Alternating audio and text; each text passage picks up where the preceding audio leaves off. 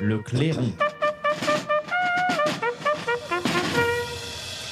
Tintin au Congo. Évidemment, vous l'avez tous lu, publié la première fois en 1931. C'était le deuxième volet des aventures du reporter Tintin qui soulève évidemment depuis de bien nombreuses années la polémique qui est au cœur des critiques. Eh bien, cet album aux accents, je cite évidemment les critiques, et relents raciste dans sa représentation des personnages noirs de l'album dans un Congo qui était une colonie belge. D'ailleurs, le Conseil représentatif des associations noires, le CRAN de France, avait préconisé en 2007 l'ajout d'une préface de contextualisation historique. Et bien voilà, c'est chose faite. Tintin au Congo est ressorti en novembre dernier dans une version inédite, une version colorisée, dotée d'une nouvelle couverture, mais surtout pour la première fois avec une préface qui remet dans son contexte, dit-il, cet album. Une préface d'ailleurs qui est longue, pardon, une quinzaine de pages. Elle a été rédigée par Philippe Gaudin, qui est critique littéraire belge et spécialiste d'Hergé. Il est décrit l'auteur comme, je cite, un témoin de son époque, certes critiquable, mais qui n'a fait que, je cite encore cette préface, relayer les préjugés colonialistes qui prévalaient alors. Hergé n'a pas une intention dénigrante, il ne veut pas rabaisser les gens en les caricaturant. Il y a évidemment des stéréotypes pour dessiner des noirs. Ce langage petit nègre condescendant qu'on reproche à Hergé, ce n'est pas lui qui l'a inventé. Voilà, je suis toujours dans la citation donc de ce critique littéraire et de sa préface à Tintin au Congo. Alors, est-ce que c'était bien nécessaire finalement Est-ce que c'est utile ou pas? On pose la question à Martin Pelletier. Bonjour Martin Pelletier.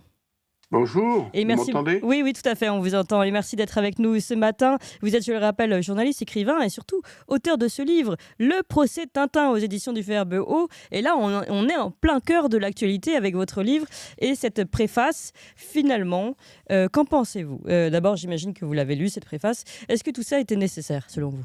Moi, je pense qu'il me faut une publicité extraordinaire, puisque Oui, c'est exactement le thème du livre. tout à fait. Tintin est aujourd'hui une bande dessinée qui a été politisée indûment après coup, et Tintin est comment dirais-je, est une bande dessinée qui a été censurée. Eh bien, voilà ce qui arrive. On est toujours, parce que vous parliez tout à l'heure, Philippe Gaudin parlait des préjugés Mm, colonialistes, mm, mais on s'inspire, tout auteur s'inspire de l'ère de son temps, pas mm, de l'ère du temps d'après. mm. Eh bien, aujourd'hui, nous véhiculons des préjugés woke ou arc-en-ciel, comme on veut, et qui sont tout aussi critiquables et que nos descendants critiqueront tout autant que le préjugé colonialiste d'Hergé. Mm. D'ailleurs, il n'y a qu'ici, en Europe occidentale, qui est bouffée de mauvaise conscience, qu'on se gendarme contre ce très beau livre qui est Tintin au Congo. Au Congo, la population rigole et elle aime beaucoup, et moi aussi je rigole. Je trouve ce livre très bon et il n'y a aucun problème, sauf pour les gens qui en cherchent. Ah, Parce c'est que, en intéressant ce fait, que vous dites. Vous dites, attendez, parce qu'on va s'arrêter là-dessus. Je pense que c'est quand même à la clé de notre sujet. Vous dites finalement au Congo, les Congolais aiment Tintin au Congo? oui, bien sûr. C'est une gloire nationale. C'est un livre qui est très acheté et qui est très aimé. C'est en Europe occidentale. C'est fait partie d'Angleterre d'ailleurs, cette mode. Mais vous avez de la même façon, on est en train de réécrire Agatha Christie, Rodal. Mais Hergé a été le premier censuré, le premier écrit. Je vais vous donner un exemple. La première fois qu'Hergé a été censuré, c'était pendant la Seconde Guerre mondiale. Et par qui? Par la commandanture allemande qui trouvait que l'île Noire était trop philo-britannique. Aujourd'hui, on trouve ceci, demain, on trouvera cela. Il y a toujours des commandantures qui censurent. Aujourd'hui, la commandanture est de woke et arc-en-ciel. Elle dit c'est pas bien, c'est pas bien. Mais si, Mm. c'est bien. Parce que, comment dire, Hergé se moquait effectivement, gentiment, mais il se moque de tout le monde. Il se Mm. moque de la Castafiore, il se moque de Oui, Rastapopoulos. oui. Quand vous faites une caricature, ce n'est pas pour des prunes, c'est pour sourire. Et Mm. on ne peut pas dire qu'il y ait la moindre méchanceté ni le moindre racisme précisément dans Tintin en Oui, Congo. parce il se moque aussi d'ailleurs des meilleurs amis de Tintin, le capitaine Haddock, Dupont et Dupont. Enfin, ils sont tous un peu moquables. Je veux dire, donc, Et, oui. Et Milou, qui est à la fois poltron, alcoolique, sentencieux, enfin, il n'y en a pas un qui échappe à la plume d'Hergé, à la méchante plume, enfin pas méchante, elle Oui. est gentille, mais elle est quelquefois vive. Mmh. Oui, oui. Non, mais ce qui est intéressant, finalement, c'est d'entendre ce que vous nous dites et que je pense qu'ignorent tous ces conseils représentatifs des associations noires de France. Ignorent peut-être donc que les Congolais, eux, en font une fierté. Donc, finalement, faire disparaître un écrit qui est une fierté, nous sommes dans l'absurdité totale. On est dans l'absurdité totale ou passer plutôt plus dans la révolution. Parce que ceux qu'on appelle woke, et que je préfère appeler arc-en-ciel, ils ne sont pas dans l'observation d'une situation, ils ne sont pas dans la critique littéraire non plus. Ils sont dans une volonté de détruire. Ils peuvent détruire Hergé aujourd'hui, Agatha Christie demain, n'importe qui, Saint-Jean qui est antisémite, enfin n'importe quoi. L'essentiel est de détruire une civilisation, en Mmh. l'occurrence la nôtre. Mmh. Et le décrit la détruit de la façon la plus pointilleuse, dans le moindre détail. Et là, bon, aujourd'hui, c'est un Tintin au Congo, mais ça a été, je vous le rappelle, donc l'île Noire, par la Commenture, ça a été aussi l'or noir. Mais ça pourrait On être Tintin au détruit. Tibet, enfin, ça pourrait être parce que partout, il y a une forme de Tintin chez les soviets. Mais, ah ben, Tintin chez les soviets, c'est-à-dire probablement ça, vous avez raison d'en parler, Tintin chez les soviets, ça a été le premier opus d'Hergé, Mmh. et il était très justement, très intelligemment anticommuniste. Parce Oui. qu'il y avait tout de même, il faut le rappeler, un totalitarisme qui n'a jamais été égalé Oui. à ce jour. Bon. Mais en Et France, on le lui a reproché. oui, c'est Pourquoi? ça. En France, on lui a reproché. On lui a reproché pourquoi? Parce qu'évidemment, nous avons eu pendant de nombreuses années, et peut-être encore maintenant, mais en tout cas jusqu'aux années 70, c'est certain, une intelligentsia qui était philo-communiste, qui a été Sartre, souvenons-nous-en, a été le compagnon de route de Staline. Picasso a dessiné un très beau dessin du dictateur le jour de sa mort. Ouais. Aragon, Oui, oui. notre poète national, a écrit une ode au Guépéou. Mmh. Mais c'est pas une blague, c'est une très belle ode au Guépéou. Mmh. Donc tous ces gens-là qui étaient violemment collaborateurs, ce sont des collabos du communisme, Mmh. sont tombés sur le râve de ce pauvre Hergé qui avait le défaut d'être un peu critique. Ouais. Voilà. Et maintenant, chaque fois, il le critique sur ceci, sur cela. Mais on pourrait aller très loin dans le système.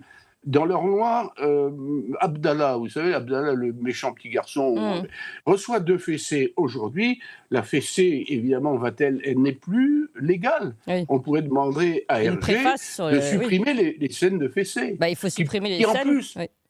Il faut mettre une c'est préface. peut-être en plus Oui. de la pédophilie homosexuelle, allez savoir. Mmh. Donc, si ce n'était pas si triste, ça serait très drôle, parce qu'ils sont, vous le disiez tout à l'heure, complètement absurdes, complètement ridicules. N'empêche qu'ils sont très méchants, et ils arrivent à leur fin, parce que, voyez-vous, Tintin au Congo, qui est quelque chose de tout à fait innocent, maintenant paraît avec un bandeau, une préface, et puis quoi encore? Mmh.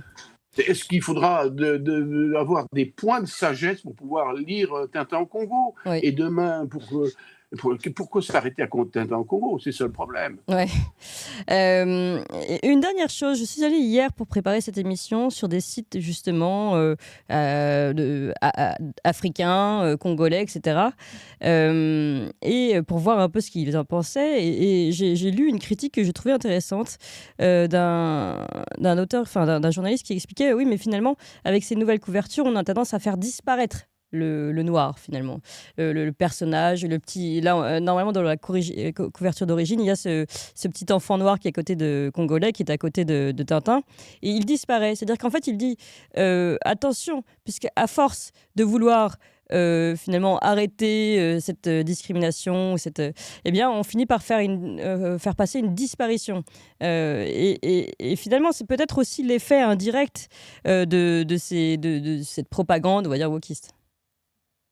Alors, votre remarque est juste et elle est intelligente, parce que j'ai eu l'autre jour un lecteur belge qui est venu me voir et qui m'a dit: vous avez oublié quelque chose. Je lui dis: quoi? Dans